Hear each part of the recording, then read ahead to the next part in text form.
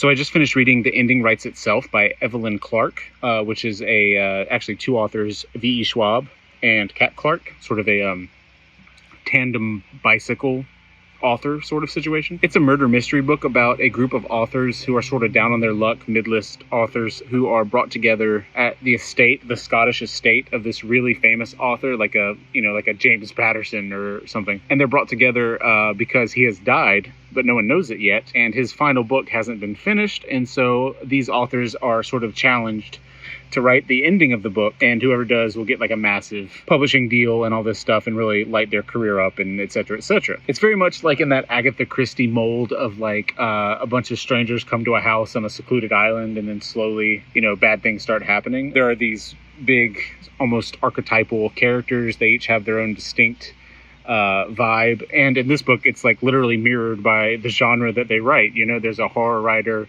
and a couple who are a thriller writer together, and like a romance writer.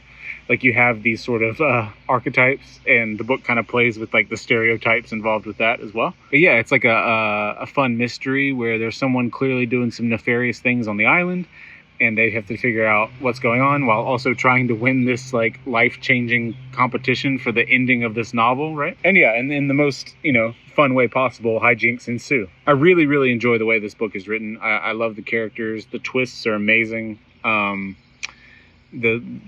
readability, the umami of this book is great. There's a lot of like little stylistic things in this book that I really enjoyed.